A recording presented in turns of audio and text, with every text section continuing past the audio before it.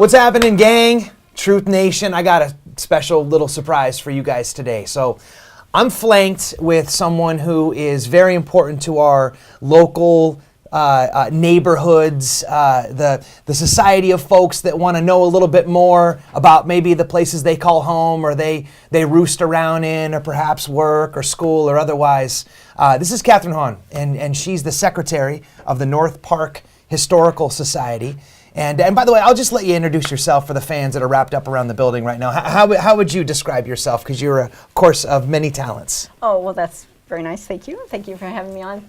My real work is I'm a civil engineer, and I work with teams that help public agencies implement their infrastructure. But my much more fun life is my volunteer life, which is largely devoted to the North Park Historical Society.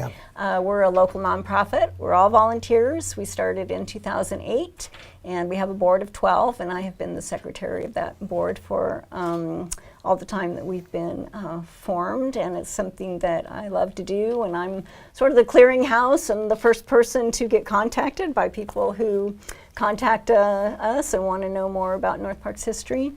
So we're really devoted to building that love for North Park and respect for the authentic historic character that we have in our little streetcar community. Love that streetcar community. And the truth is that we actually met, because you do the little history walking tours, which, by the way, if you haven't taken advantage of that, that's a really cool little thing. It's almost kind of like one of those like race from the runner type concepts where it's like you've been driving these streets, or if I'm speaking from my personal experience, I've been basically buried inside all of these streets for the majority of the time I've lived here, and definitely within my career, and to see it through your lens, is almost kind of like a movie producer, would with like CGI, like you put on the goggles and you could see it through like the old, very humble roots and beginnings of how it all came down. Very, very cool. And it doesn't take that long either. We were probably walking around for what, an hour? That's right. Yeah. So super cool. Anyway, and because we're talking about neighborhood specific stuff, in this case, North Park, like, why do you love North Park? Let's throw a little context blanket around this before we kind of get into this. Like, what's your favorite thing about that little neighborhood? Well, I've lived there about 30 years, and so I've been there a long time. So it really does feel like my home. That's the longest place I've lived, anywhere. I was a Navy brat, so Oh, okay. Yeah. So I feel like I have roots there, and I think because it gives me a purpose. Because I really am convinced that when we lose the architecture and the community and the character of what North Park grew up as, we've lost it forever. So it's a great purpose to educate people about that. North Park grew up at a particular time, and its architecture is of that time, of the early 1900s up to just World War II. It was pretty well built out just in that span of like less than 40 years. And I love that architecture. The arts and crafts movement really speaks to me, the architecture of the craftsmen buildings. So it's a place I feel very comfortable and dedicated to. So all those things. Plus they're great restaurants now, right? The lifestyle's now kind of sort of moved in around it. But what you said, I loved, you used a couple keywords, and I'm going to encourage you to keep doing that, because that's one thing that I was really drawn to during our time on our walking tour is, like you call it the streetcar neighborhood, and I'd love to be able to get into kind of some of that. And another thing I heard you mention is that it was a blue collar neighborhood, in the sense that it was working class folks, and probably, the buttons started popping down, in and around like the downtown and the Bankers Hill area and stuff. This was sort of a big bet that was made. And it was one of the earliest ones also that San Diego was here to stay, and here was going to be some, like, it was almost like our first suburb. Yes. And that I love that the character of the architecture, it really seemed to model after those that it would serve. I think so too. I mean, the craftsman ethic was more modest in many ways. So we weren't building mansions in North Park. We were building these craftsman homes, and they were for people that maybe they owned the plumbers and the grocery store or the whatever, but they were definitely the working people in their community. So this ring that was like Hillcrest and North Park and South Park was sort of the first ring of expansion from downtown. And the park too. And the park, but it happened because of the streetcar. Yes. Because the streetcar was able to bring people, because in these early 1900s there weren't cars so much, right? Right. So if you were a working person, you couldn't live out on that mesa, right, unless you had public transportation. Right. So when the streetcar came from downtown along University Avenue all the way out to Fairmont in 1907, and when the streetcar came up 30th from downtown by 1911, it had come to University Avenue. That's when really got development happening, both the residential and the commercial. Yeah, and I love the fact we're going to get into some of that a little bit more deeper. You know, we chose to carve out this space and reference it as a quick stroll, you know, through a friendly little neighbor, North Park. And it's a great place to start, I think, too, because if anybody's ever spent any time in North Park, one of the things that people love asking about with an honest curiosity is how in the world this layout ever came to be. And if you know what I'm talking about, like there's streets that sort of just terminate and truncate out of nowhere, and then there's streets that are super narrow, and then there's ones that are obviously like legitimate, you know, streets that you could tell was part of like somebody who designed them, and then all the different names and stuff like that. So maybe that's a kind of a good place to start. So take us through how in the world we got to where we are right now. How did this happen? Yeah. Well, it happened because there was no city planning, and there really were no cars at the time when large pieces of what we call North Park, you know, between Park and 805 and Juniper. And 805 was just nothing. A little valley, Well, a valley, and Boundary Street was the boundary of the city of San Diego. Right. Back in that. Hence the name. Yeah. So way back in the 1870s, people bought big pieces between University and UPUS, and they mapped that out the way they wanted to. Yeah. And another big conglomerate, kind of the College Hill Land Association bought a really big piece of land between what is now 805 and 163, and that was the University Heights subdivision. And that's fascinating too. You talked a lot about that during the walking tour. I don't have time maybe to go too deep into that, but it's interesting only because that's sort of an anchor point of how a lot of the conversation then ensued. Like, you know, even how some of the place got its names, like University Heights and even Normal Heights was sort of a jump off from that whole thing. But maybe give us like the one sentence version of what that was. Oh my goodness, that's hard to do. Okay, well, so University Heights developed as a big subdivision. They wanted to bring a campus of Southern USC to that place, and didn't happen. Right. So USC tried to almost kind of do like a little annex sort of thing. They wanted to have an adjunct college there. Adjunct, that's a good word. Yeah. Happen because of the economy. But then what did happen was a teacher college. Right. Finally came there, a state teacher college, which is called a normal school. And if folks know what this is still, a piece of it is still actually there. And you would recognize it. So as you're driving up, you're just left Hillcrest, you're kind of matriculating up through, and you're about ready to hang that big right onto the boulevard where the spectacular is. There's that big chunk of land just to the west of that. The education complex, right? Exactly. And there's an old looking building up there. And if you thought that was it, you might be wrong. I was actually quick to learn during our walking tour, that was only a sliver of this magnificent building. It almost looked like the White House. Yeah, it was magnificent. Yeah, and that was going to be the southernmost adjunct college of USC, and it just didn't happen. Well, what it was is because that didn't happen, it became a teacher college, a normal school, and that's the building that was built, and it did serve as a normal school, and then for a while the normal school is hilarious too, because that name... École Normale is a school that teaches the norms, the standards of teaching. Yes. So we're teaching teachers to be teachers. There you go. Yeah. So anyway, they did their thing with their grid and their state streets and their president streets. And then north of University, that's what they did. And south of University, completely different things happened with different pieces.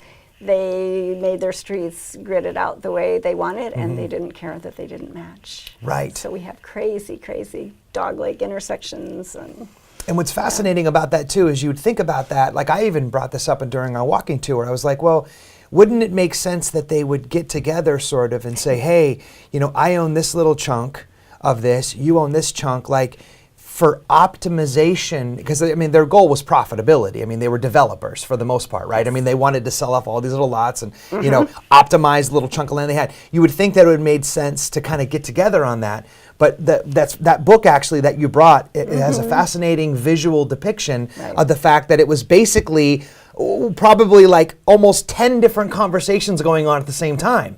Of maybe actually and even different more. Times. And at different times too. Yeah. Of all these different people kind of, right? And so isn't that kind of how it went down? And then they were naming it their own names and yes. Yeah. Oh yeah, that's right. They named like 32nd Street was once Nash, and Joseph Nash was the guy who bought several big pieces and did his layout. So they definitely had their own streets they named after themselves. But all that got lost. You know, that was back in the 1870s, so all that got lost. By the time there was finally the people in the early 1900s, the city governance said, we can't have 5 streets named First Avenue. Right. We have to like get all this straightened out, and there was massive renaming of streets all over San Diego. First iteration of massive renaming. Yes. In 1899 and 1900, right. And thank goodness, right? To put it helps. A little bit of structure to that. And so street names, and then there wasn't much they could do about the layout because at that point in time, people had already bought and sold their lots and they'd built their homes and paid they kind of paid taxes and they kind of did the best they could. So that's what you got now, San Diego. That's what's sort of left from that mess. That's right. Maybe a tip to the cap and the pay of the homage of city planning for once in our lives, right? Yeah, but it's traffic calming. Fair enough. And then probably a good segue to get into what was called the busy corner. Yeah. So that is where these two streetcar lines met at 30th and University. And so this has always been a commercial core, kind of what we call the heart of North Park. Right by the Spectacular. Right where the North Park sign is, right there. Right. Yep. And so this building that is, they're going to show on the screen. Oh yeah, there it is, right there. Yeah, so that is the Stevens Hartley building, and it was built in 1913, and it was the tallest. It's a multi-use. There were apartments on the 3rd floor. There were offices on the 2nd floor. There was a pharmacy and other little offices on the ground floor. And by the way, just for a POV gang, that is looking northwest. On the on like a kitty corner across the street where that nice restaurant is now. Encontro. Encontro, right?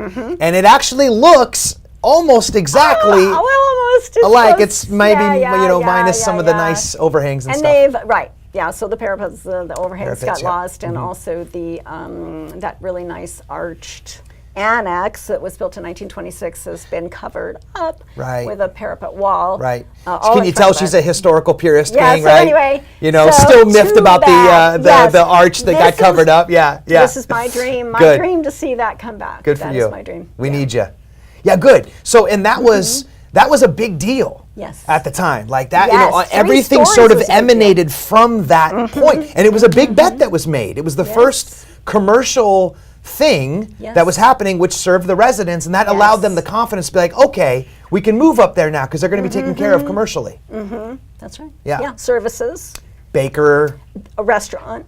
A shoe store. Yep. I mean, absolutely. Yeah, that's cool. And then I don't want to get the time stamping on my. By the way, I love that you're doing that. So please continue that. Like you'd mentioned, pre-1900, this conversation kind of taking form. There was a big bet, if we're going to kind of continue that theme of the bets being made, just down the street in what's the North Park Theater. That's right. Yeah, because Emil Klicka, who was a person who came from Chicago with money, and he put his money into North Park. He had that building built.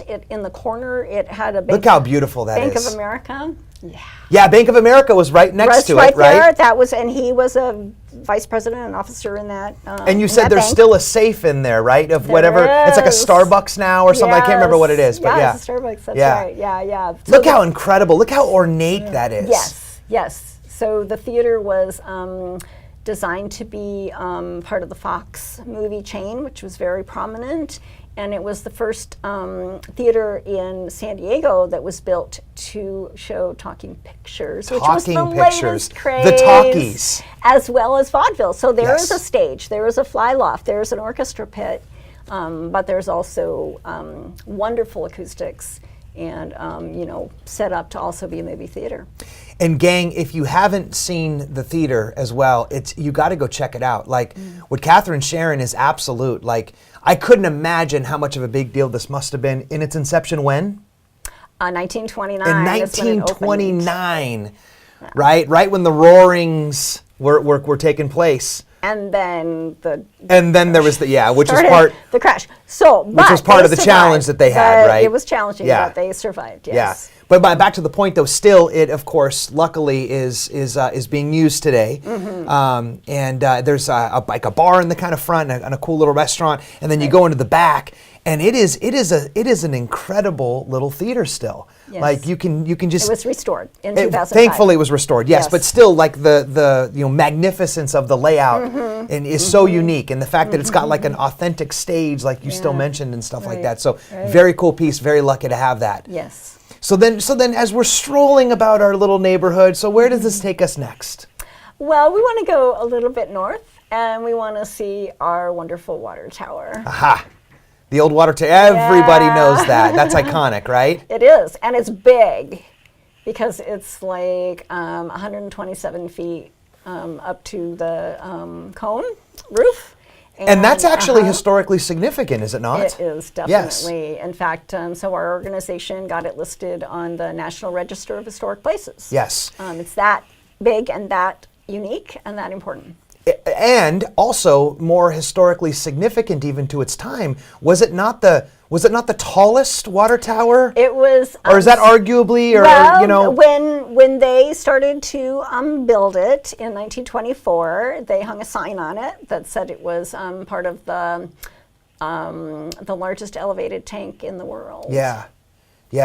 A structural engineering feat. It exactly was. It's made of riveted steel plate, which was the state of the art at the time. Absolutely. Yeah, on 12 legs. I mean, most of the time you don't see these kinds of elevated tanks on that many legs, but it held 1.2 million gallons of water, and that is a lot of water. That's incredible. That's heavy, right? Yeah. So they needed to have that kind of support. And one thing I thought it was fascinating, and I'd love for you to take the keys on this because I'm not familiar enough to speak intelligently on it, but what's right next to it now is like a park, like a little, like where they play soccer and stuff like that, if I'm not mistaken. But wasn't that originally like the reservoir? It is. So where people play soccer, and they call it indoor soccer, although they're outside, but it's the smaller fields. That is the top of a functioning rectangular concrete reservoir. Oh, so it's still functioning right now. Oh, wow. Yeah. So the water tower itself is empty. It's been empty since the 90s. Right. Because we don't need water up that high to give us pressure. Right. We have and we don't need pumps. that weight dangling precariously for the big one. Yeah, we kind of don't need that. Yeah. But it's stable. But the reservoir around it that was built in the 60s, that is still part of the city's water system. And so people play soccer on top of that, which is awesome. Yeah, that's awesome. They leased that space to have people do that. Previously, there was a tennis court facility there. Well, and interesting, then that I think maybe so the newest iteration of that allows there to be the functionality of it still existing as a reservoir while still being practically enough to not have to waste that entire top, as you just said, now being used. But originally that was not the case, right? Originally that was like a reservoir that you could see from the air. Like I remember that one photo you showed where... So there were two. So that L-shaped reservoir is the one they play soccer on. That's what it was. And then across the street, across Howard, there was a huge partially buried reservoir that held like 18 million gallons. That was really big. That's where the park is now. Got it. And then that was removed in the 50s and, well, in the 60s, that was removed, and then the park came in there. So there used to be a lot more water sitting right there in North Park than there is now. But there is still part of that. But now we got the pumps, so we're not too worried about it. We're not worried. Yeah. And it was another thing, a little fun fact too. You said that they treated the water with like redwood. They were redwood tubs in Howard Avenue. Yeah, that's where they were. That's and so that was part of the fascinating. filtration process. Yeah. And Yeah. sand, it's a filtration stage. So if that maybe kind of completes the circle of what kind of maybe the most noteworthy or kind of cool or iconic elements right there inside the North Park, maybe it's time now to kind of dip into more my neck of the woods and start talking about the residential stuff. Now we kind of hit on it from a disposition of like the craftsmen's and the different bungalows and stuff, which kind of pepper the neighborhood. But what about like the historical elements of some of those neighborhoods and the architecture specifically? Right. So one thing that we did as a group is we got a neighborhood designated as a historic district, and this neighborhood is on 28th Street in Pershing from Upas to Landis. It's just a little 6-block Say that area. again? So from Upas up to Landis. On 28th Street. On 28th Street, got it. And on Pershing. Okay, got it. So those 2 streets, 3 blocks on each. So it's sort of a little 6-block area. Yeah, and there's a little pic of them right now. And then the district is named for David Owen Dryden, and he was a builder, not a licensed architect, but a builder in the craftsman style. Those are beautiful. And he just excelled at those elements of the craftsman style, the big eaves, the beautiful porches, the columns of different patterns and materials, bringing the outside in, the elements of nature, all those arts and crafts things that characterize the arts and crafts movement. He was really a master at incorporating that into his buildings, and he liked his buildings to be seen from different angles. And so pretty much at every little dead end that you come along, because remember 28th Street is the border between 2 different subdivisions, you see one of his houses. Interesting. You would see it from a half a mile away. So he liked those corners. Oh, interesting. That's my theory. Okay. He liked the corners, and he liked the dead-end streets. And so, those 3 homes were 3 of his. One was one that he lived in himself with his family for several years. So, as we're taking that stroll, you walk past some of these homes, you want to say, wow, I'm so grateful for those owners that they care enough to take such good care and restore them in that, capacity. But that hopefully is true on their own volition, but it's not always the case. Right? Which is a lot of the work that you guys luckily do to make sure that's the case. Well, in that district, there's an extra layer of protection now. And maybe that would be helpful too. So maybe can you just sort of run us through what that is and kind of, because I think people have a lot of misconceptions about like the historical element to it. It kind of gets big bad wolfed sometimes when there's like a developer that wants to come in and he's trying to fix the problem of low inventory and they won't let him touch that whole thing, right? So share with us the other side. Like I love that street right there with that photo exists, right? Yeah, thank you for throwing back at right? So it's like, share with us that side of it. So these buildings were made of materials that you can't get anymore. Like? The glass, the wood. You can't get that wood anymore.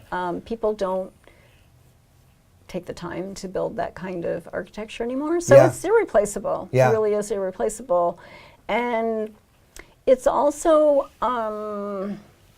like the goal of the city is to have the walkable communities, right? And that we're connected to our community, and people are healthier when they're walking, and they're healthier when they know their neighbors. And that's what a lot of these streetcar suburbs, because of the time that they were built up, especially during the 20s, that was the goal. That was just the way things were built. So we have it. And it's just so important to not lose it, because Yeah. we already have it. It's already right. It's already there. Yeah. So that's what we really want to see. Yeah. So this is a wonderful, this area, this neighborhood itself is just this awesome outdoor classroom Yeah. to learn Ooh, that's a about great way the of saying it. architecture. The outdoor classroom, how cool right? is that? And Yeah. the way of life, Yeah. the way of living, and the architecture. Yeah. So that's why we want to try to preserve those areas. Yeah, that was something fascinating. I remember you were talking about, which was, if you have an appreciation for the chronology of sort of starting with, dare we almost say like a shanty, like something that protected my family, please, and you kind of move up to where this conversation's taking place. We see the porch. Mm-hmm. And it's funny now because like we take it for granted, but this sort of speaks to the spirit of what you're talking about. Like we see porches now. Mm-hmm. And like a physical manifestation of what it is that they wanted to occur behaviorally. Right, and architecturally. But Yeah. yes, behaviorally, because that's a place where people hung out. Right. And then you would see your neighbor walking by. Exactly. And then you would know them and maybe invite them up onto the porch to have Right. a conversation. Right. How amazing is that? Right. Yeah. Instead of just getting pulling into your house, into your garage and going in. Right. And never knowing who you live next door to. Yeah. As we now pan to current time where it's all fences, and so maybe we'll save that for a different show. No, but I love that thought, right? So maybe kind of back in, and I don't want to spend too much time on like the architecture kind of stuff, but it's something that I'm, just sort of naturally like passionate and sort of drawn to. So you mentioned the Craftsman. What are kind of some other types of homes that you see in and around the North Park area? And maybe, almost as if somebody's kind of looking at this through your lens for the first time, kind of like how you did with me for the walking tour. Like, what would be some things that you would suggest that they could they could look at and understand how they might affect maybe their lifestyle or their ability to sort of communicate with the home in different ways? Let's say, like, kind of take me through that process from its inception to now how it's being shared almost with today's world. So I think when you walk through the Dryden district, we Yeah. see it immediately because we see a kind of a shorter span of architectural changes, but it's also a change in how people were living and because of economy. So the Right. Craftsman style with the Dryden homes, like the 2 stories, and there's lots of wood and lots of materials in that, and the really big porches. And then after 1917, after World War I, there's less materials. Interesting. Right? And less, people don't have access to, the economy isn't as good, people don't have access to domestic help, so they want smaller homes. Because the Craftsman was kind of showing off a little bit too, Well, in a good way. No, absolutely, Right? yeah, no, in a good way, right? Like right. all the Yeah. different little stuff that we now like prize. Those were bets that people made versus just like the stamped out kind of bungalow. No, I'm going to go Craftsman. Yeah. And so there came also the influence from the Exposition with the Spanish colonial architecture in Balboa Park. And so people wanted these smaller little Spanish revival. So now we have the revival of the Mission in the Spanish style. And so now you get the smaller stucco, smaller porch, maybe a back patio, and a smaller footprint. And now people are maybe not quite living so much out in the front as they're kind of going back to their patio. So there's sort of a movement of... Almost kind of to the backyard. Yeah, exactly. Yeah, so the front porch may be even still there, but it was more of an emphasis on a back porch. Right. And a backyard. And the protected patio. Yeah, that's so it was a interesting. different way, a little bit different way of living, I think, the way the community was moving. And then architecture as a style was moving even simpler, and so then you get like the California Ranch, which was a very simple stucco.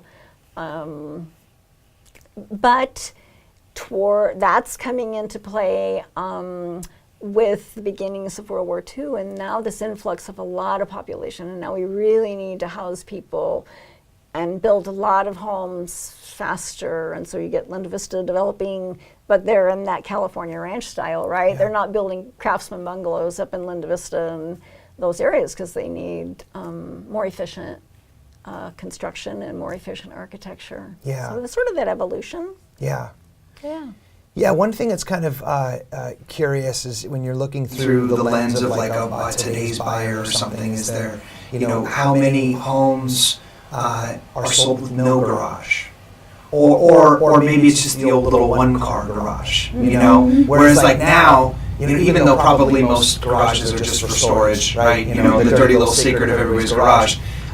Interesting because do you think that of course, not everybody had a car, right? There's that piece. It kind of goes back to that craftsman element. Like if you were lucky enough, you were fortunate enough to be able to have the garage. But do you think that was a lot of an element also the fact that they used the streetcar? Yes. Yeah.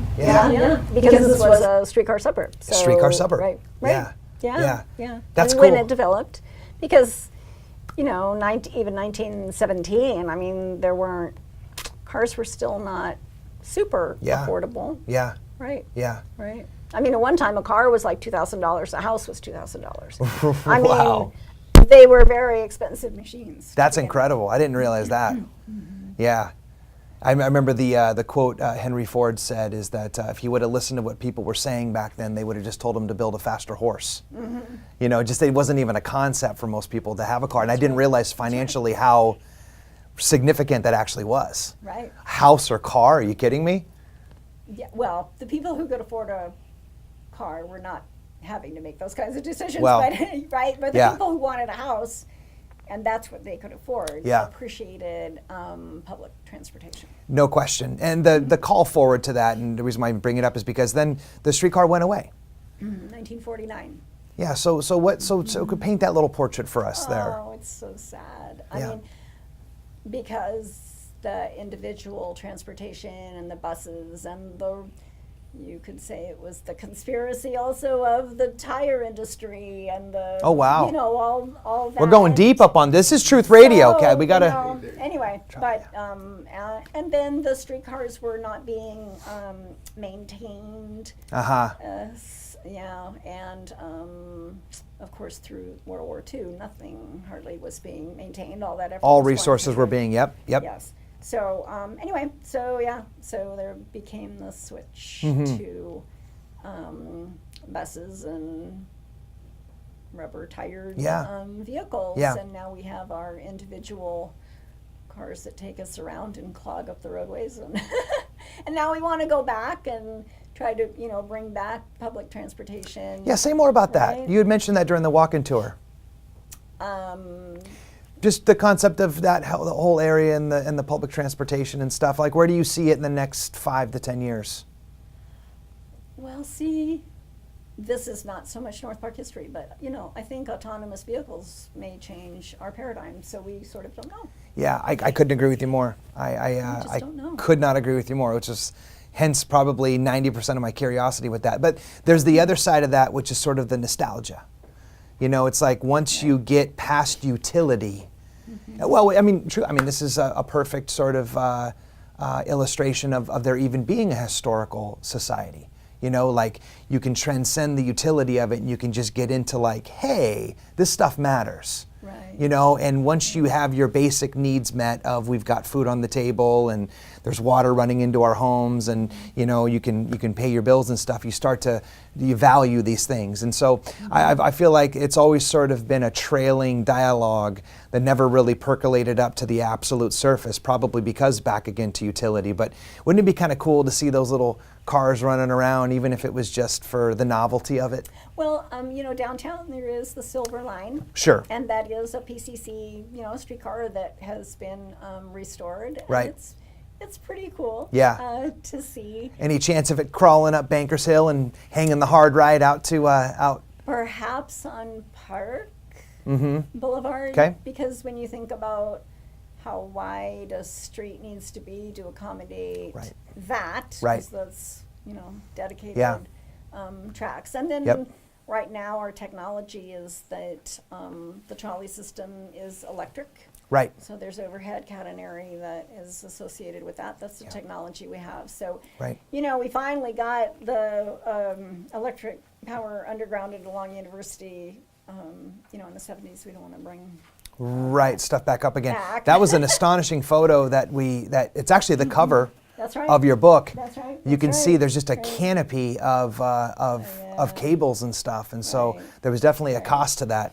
Right. So that's fantastic. So maybe a good place to kind of round out on this is, your lens of the historical element is such a gift, because, and even to me, just in the last 2 or 3 conversations we've had, where you've kind of allowed me, as I said in the beginning, to see it through your lens.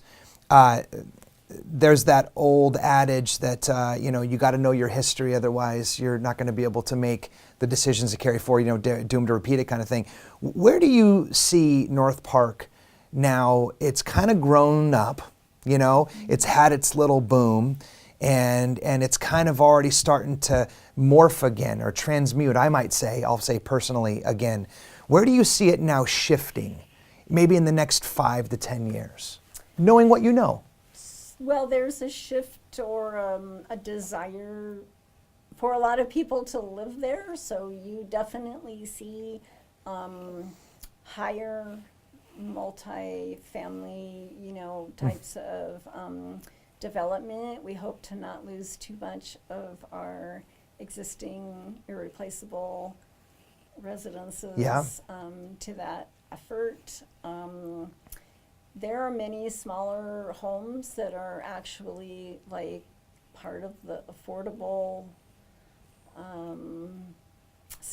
housing stock. So we hope not to lose those from that respect too, because every time that you take down a house that maybe has 2 units behind it, because then you can build 5 condos that none of those people who were living there could afford. You've displaced 3 families or whatever. Right. So we are really hopeful that we don't get too much of that we accommodate the pressures for densification without losing too much of what's our authentic historic character, because that is part of what I think is North Park's appeal. Right. And once you don't have that, it's like, well, this used to be a cool place, but I don't know, somehow it's just not very cool anymore. It's just a lot of traffic and a lot of people and, a lot of square condo buildings. It's so well don't said. appeal to me. So that's what we hope to encourage people to do, what you have done, which is buy a wonderful bungalow in Normal Heights. Yeah. And you're going to bring that back. It's got great bones. It's wonderful shingle board facade, great windows, and a nice porch. Yeah. Yeah. So that's awesome. So we're gonna strip the whole thing down. We're gonna scrape it. Oh boy. No, just kidding. Kidding, Truth Nation. No, that's the truth. I mean, one of the things that listen. The purist in everybody at the Greenhouse Group have always romanced the idea of having a little green craftsman house that we could call home and do our work out of, because it's like the definition of the neighborhoods that we serve, The other side of that, though, is that there are a lot of challenges, real challenges that folks come up against when they're trying to match their modern lifestyle with bones from 1926, I think, in this situation. And so we really want to be a leader. We want to be a leader in the community and show people that with 1,000 square feet, which is how small it is, we're going to be almost shrinking our office size in half and not shrinking any of the people, God willing, that it can be done. And in doing it through the lens of green lifestyle, which means energy efficiency, water efficiency, indoor air quality, and then recycled, reduced, reused type of materials, and then the actual lifestyle component itself. Promote riding your bike to work if you're lucky like that, and EV charger in the front and all that different stuff. And so we're really excited about that, and I'm glad that you will share the green flag alongside with us. Oh, that is absolutely true. Yeah. Yeah, because the greenest building, right, is the one that's already there. That's exactly right. Well said well. That's Catherine. from the Save Our Heritage organization. Well, I can't take credit for I will that. borrow it because it's the spirit, of course, that we're trying to do in view as well. So, Catherine, I can't thank you enough. You've done an incredible service to Truth Nation and anybody else who happens to catch this. I also want to make sure that I don't do you a disservice because you have assembled, I think, two of the most comprehensive and important pieces of this conversation. So if you, gang, want this conversation to continue, Can I show them? you might want to check these two out. Yeah, please do. Yeah. Do us all solid. So this is our first book, North Park, and it's the first 50 years in a lot of detail, a lot of text, and some great photos.